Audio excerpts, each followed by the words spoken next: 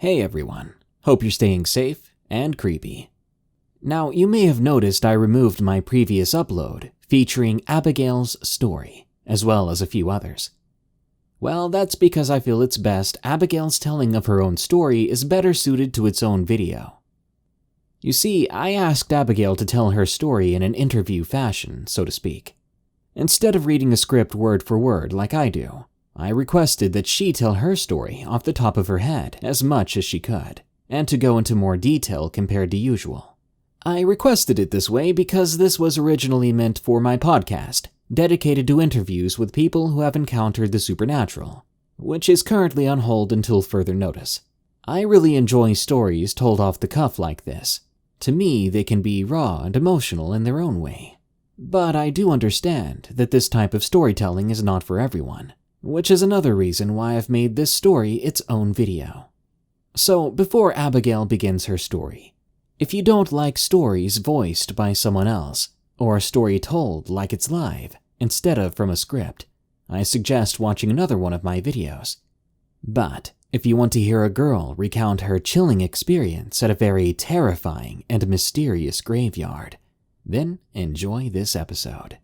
Oh, and those other stories that were featured in that video too will be back in a future episode sometime soon, so no worries. You can find Abigale on Twitter at Abigale_Hammond and on Tumblr at abigalerose95.tumblr.com. My encounter with something dark. From Abigale. Hi. So, at the time when this happened, I was still in college. This happened back in 2016. And nowadays, I'm living in Chattanooga, and I do casework for a mental health facility for adults. But at the time, whenever all this happened, it was the summer. My parents usually let me take the summer as a break to kind of just chill out and relax and they didn't force me to work. But so at the time I wasn't working. However, during the semester and stuff, I would work at my campus Starbucks, and during the Halloween season, I would work at a haunted attraction. So the reason why I bring up the haunted attraction is because it was in and of itself haunted. So this isn't the meat and potatoes of the story, but it is a prelude for people to understand why I have a belief in the paranormal, and to show that typically paranormal stuff does not affect me. I'm not that afraid of it. I typically know that most things can't hurt me. However, the thing that I experienced for our main story affected me for quite some time, and even to this day, whenever I think about it, it still makes me feel icky. It's the best way that I can describe it. So the haunted attraction I used to work at was called the 13th Realm. It's in Atwood, Tennessee. It's super, super cool. If you ever get a chance, if any of you live out that way or live close enough to West Tennessee to go see it, I highly recommend going there during the Halloween season. So the really cool part about this haunted attraction is the land it's on used to be a plantation. So the cemetery scene, that is an actual cemetery. It is a family plot. Just trying to think of the word there. And in that cemetery, there is a ghost of a little girl. So she's not really a threat or anything. Sometimes you'll hear her giggling. She might tug at your clothes. You just, the way how kids do when they're trying to get somebody's attention. So that's not really a big part of it. There were a couple of times I felt her tugging on my costume, or I heard giggles whenever I was working that scene. And then there was the walker, who was a shadow person who wandered the woods. Sometimes he would imitate other people's voices that worked there, and he would whistle. So for instance, there was one time I was working, and I thought I heard somebody who was working the same scene as me call my name. So I walked down to that scene, and she wasn't there. She was out in the woods using the bathroom. But I saw a shadow walking out of the scene. And then That night, as we were leaving to go back up top for the end of the night, we heard a whistle, and we thought it was somebody else trying to get us to stop and wait on them so they could walk back up with us, and we turned around. No one was there. So we're like, okay, cool, let's head on out. And then the third entity was in the scene Purgatory, which I worked with my friend Brett one year, and his name is important because he's actually part of our larger story. And so that entity we called the Doctor. And the way how we knew he was there is we would see him on occasion, and he looked like an old-fashioned doctor. And sometimes our animatronic that was in that scene would go off when nobody walked by it. And sometimes Brett would think somebody was coming up, and he would come out of the drop box, and there would be no one coming past or walking down the hall. So there's those. I just want to put those out there to say that, the woods don't freak me out.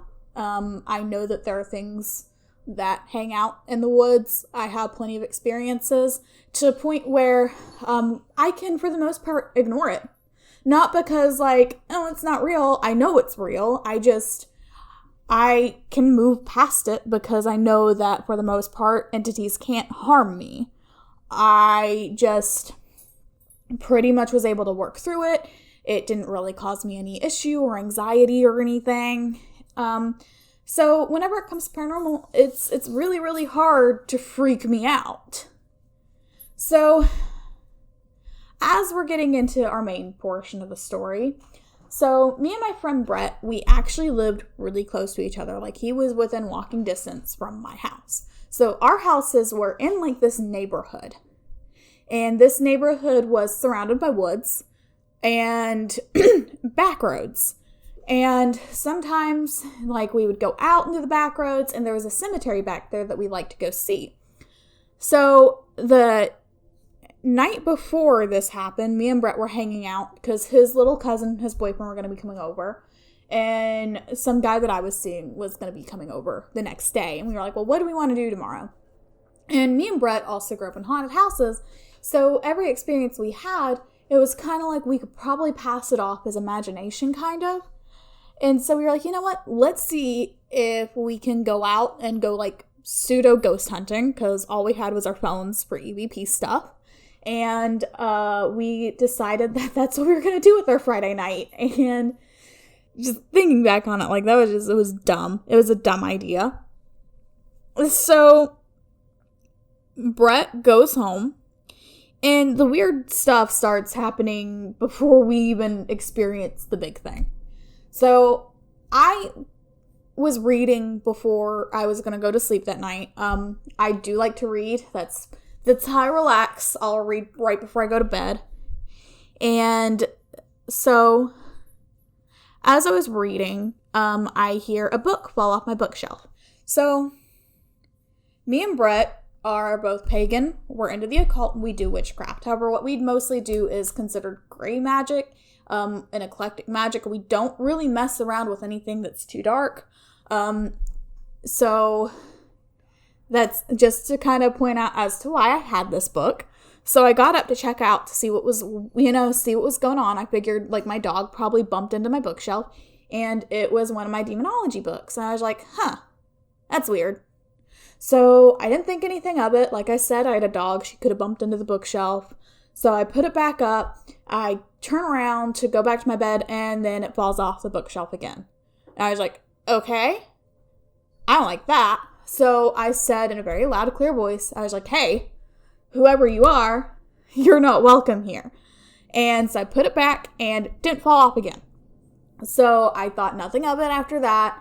I went back to my bed. I finished up my reading, closed my book, turned my light off, rolled over to go to sleep. That night, I had a nightmare. So the nightmare was I was walking through the forest at night, and as I'm walking down this path, there are mutilated animals. There's mutilated cattle, deer, rabbits, cats, dogs. It's really graphic. I'm not going to go into it. And I woke up freaking out. And at the time, I was not taking my mental health medication. I have anxiety and depression, so I just chalked it up to the fact that, hey, you haven't been taking your medication, your head's kind of in a dark place right now, it's probably just that, nothing else. So, get up, I clean up my dad's house and stuff before we go out. And then the guy who I'm seeing comes over, and then Brett gives me a call, and we meet up. So this was middle of July, so the sun didn't set until around 9 o'clock. So before we went out, we decided to go out to eat.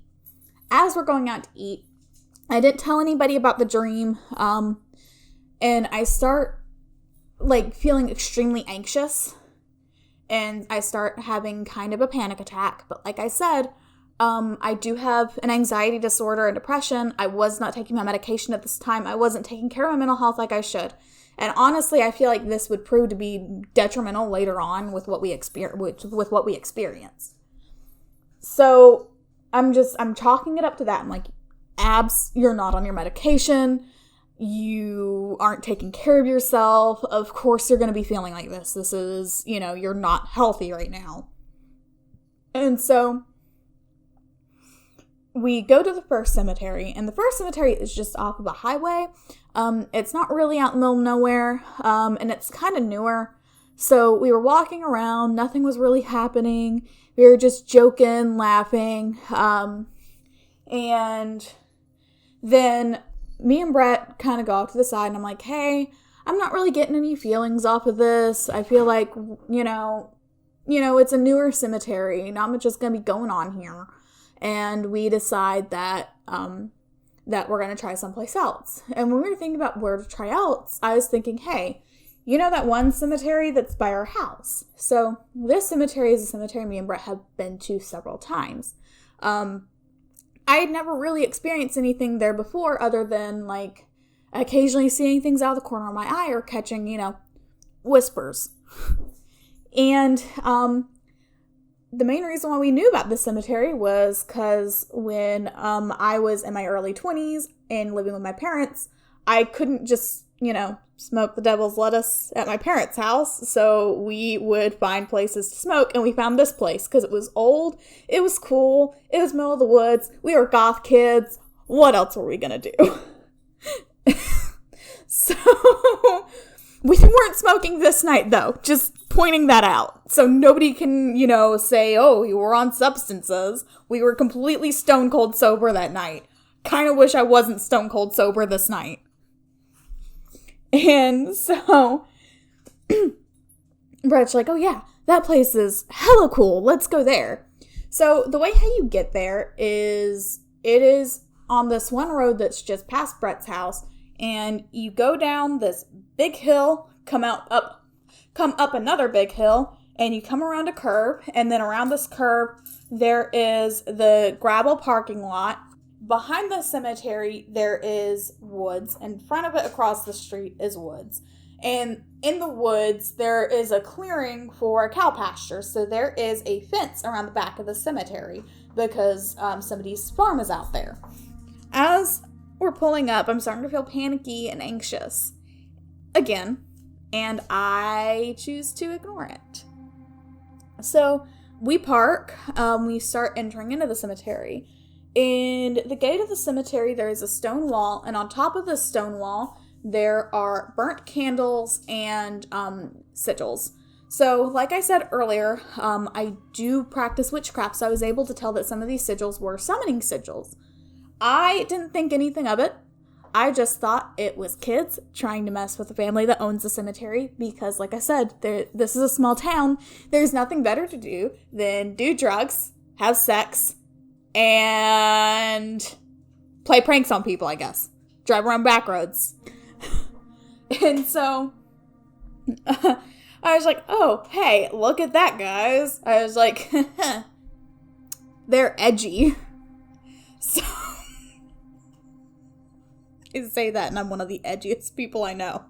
So we go into the cemetery, and we pull out our phones. We're doing EVP stuff, and we're talking, and we finally just sit down in a circle to talk and just kind of, get a feeling for the air. Suddenly, out of nowhere, the temperature drops, and it drops about 10 degrees. And in the South, mid-July, that is weird, even at night. And when that happens, I get goosebumps, and I start, getting, a crackly, staticky feeling, in my eardrums. And suddenly everything goes quiet. No more crickets, no more cicadas. I don't hear any night owl or anything like that.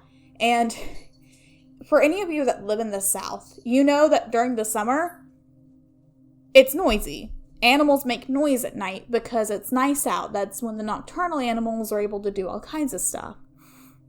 So, whenever it goes silent, typically that is a sign that there's a predator in the area or a storm is coming.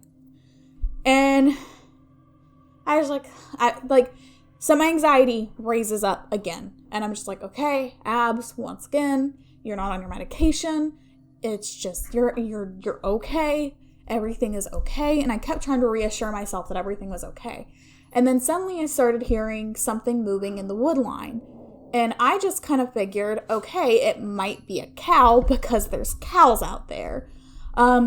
So I turn around, and I really wish I hadn't turned around because what I saw was not a cow. So the thing I saw is something of my worst nightmares. And it was a humanoid figure. It was about 8 feet tall. It was extremely skinny. You could see its bones, and its skin was kind of hanging off. Its face was really jaunt, and its eye sockets were sunken in, and they were deep and dark, but almost at the very back, you saw a red glowing tinge to them. He had 2 holes, the nose holes where the nose normally is on the person's face. His mouth was wide open, and he was bald. And he had normal front arms and hands, but he was still crawling on all fours. And he was hunched over, and he was starting to crawl over the fence, walking towards us, and he made eye contact with me.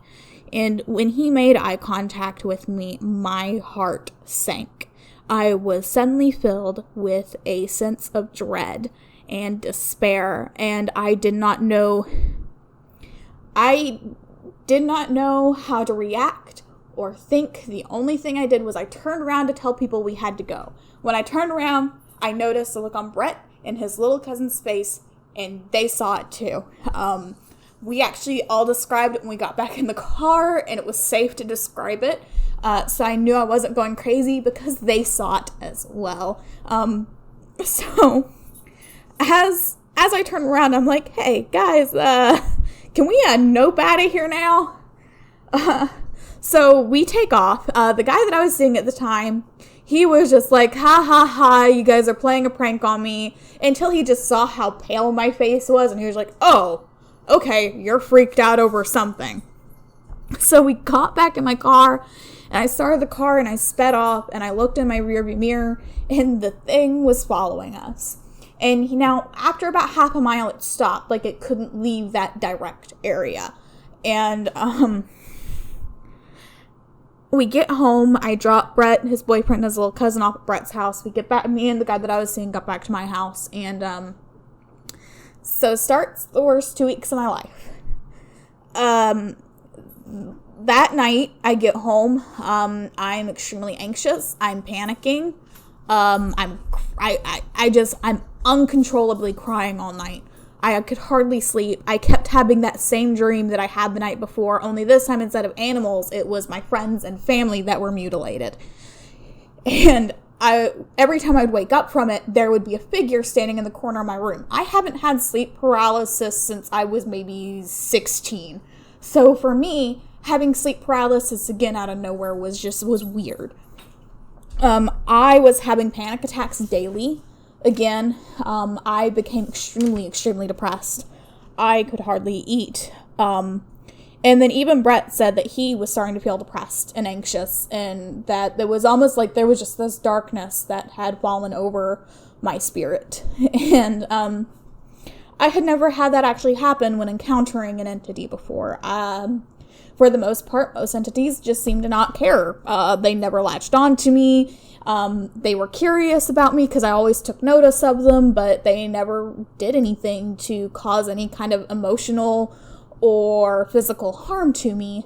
So now that this has finally happened, like, I feel lost. I feel helpless. I don't know what to do. And so me and Brett contact some of our other friends who are also into the occult and stuff. This was when we were still fairly new at it. And their names were Mike and Jessica, and they said that they would like to come out and come to that cemetery with us and see what was up. So they also brought along 2 of their friends, and their friend brought their daughter with them. She was around 11. Now, the daughter wasn't going to be going to the cemetery with us. She would stay in the car. They would circle the car with salt and sage so that nothing could get to her. So about a week goes by, and Mike and Jessica come up. And they begin talking with us, and Jessica even notices that she says that my aura is darker than it usually is, and that I seem off. And said that she felt something dark around me. Surprise, surprise. So we go back to the cemetery, and they have a spirit box. So they pull out the spirit box, and we're getting the usual responses like hello, hi, saying just random names. And then it hits about the time when we got there the last time, which was about 11 o'clock. And at 11 o'clock, we hear a voice come through, and it says, "He won't let us leave." What?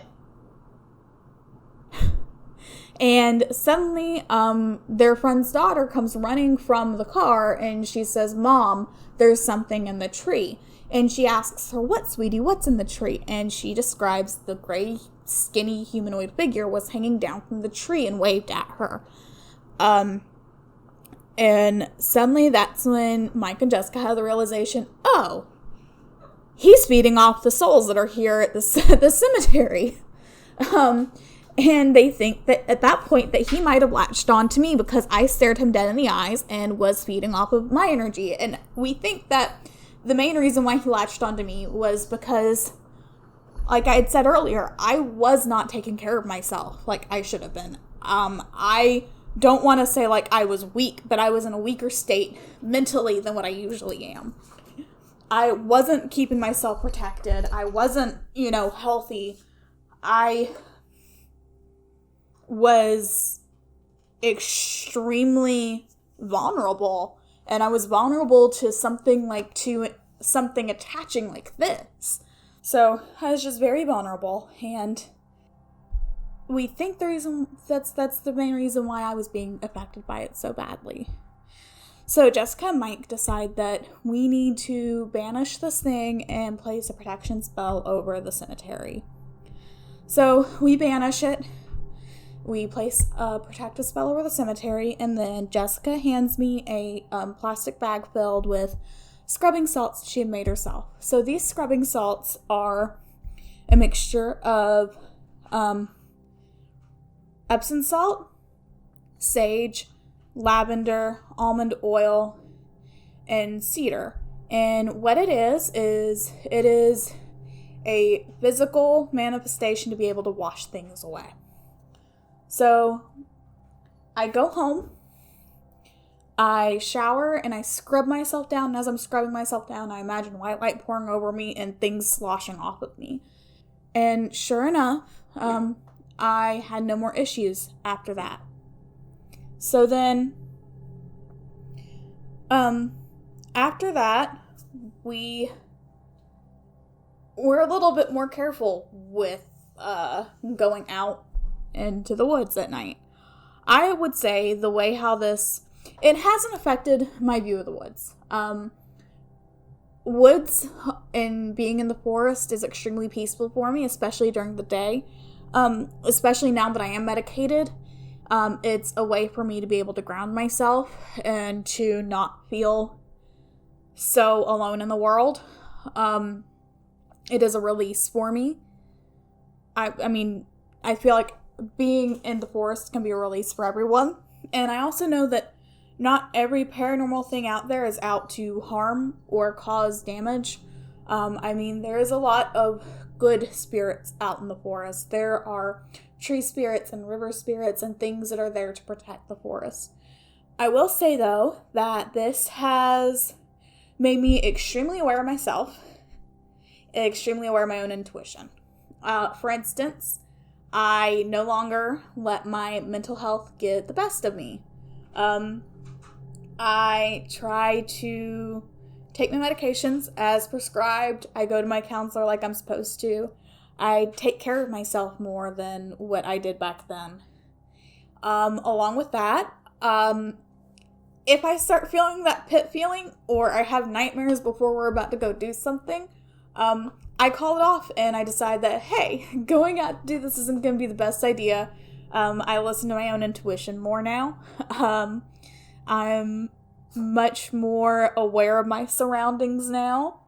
I do what I need to make sure that I'm okay. And keep myself safe. I now also ask permission of things to go into the forest. I also ask permission before I do any spell work or call on any spirits to help me with anything. I make sure that what I'm doing is welcomed and that I'm not stepping on anybody's toes.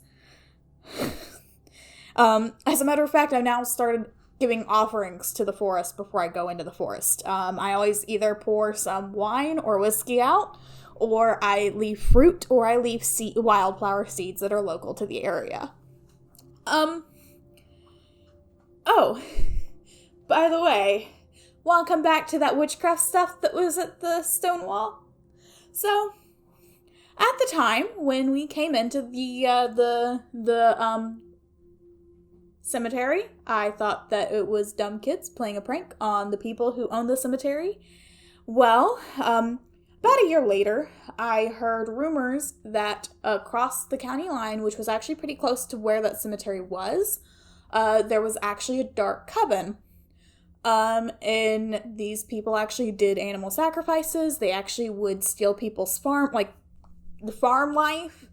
And, you know, at first I thought that this was just rumors until I thought back to that point and I was like, oh wow, they were in there summoning something. And then on top of that, somebody that we know who lives back there and knows the family eventually had to place CCTV cameras out there because they kept finding corpses of animals out there that had been mutilated.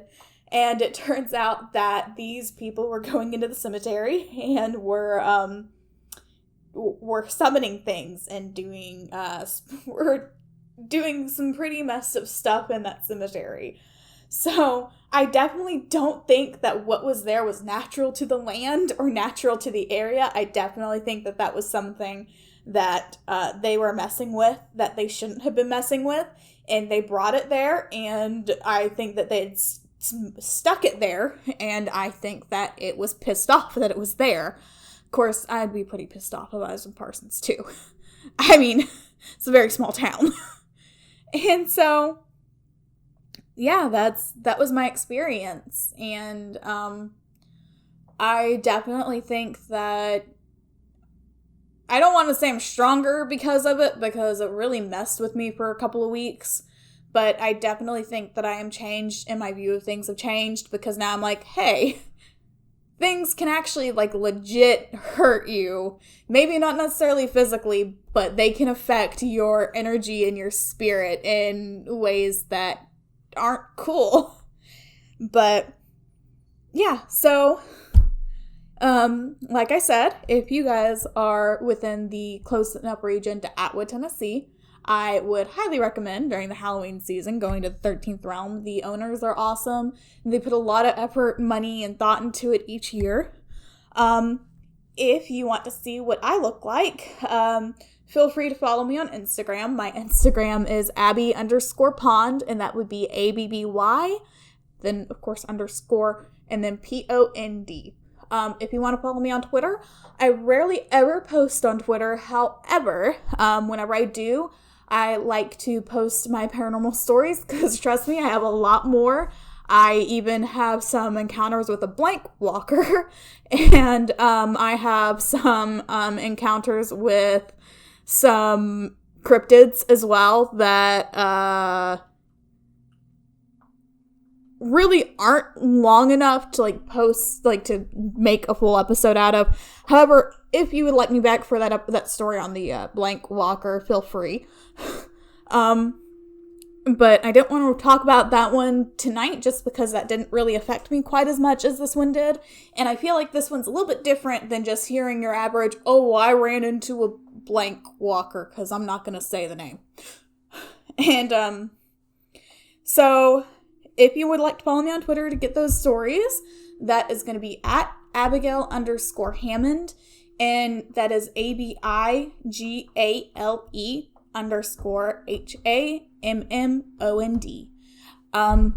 So yeah, feel free to give me a follow.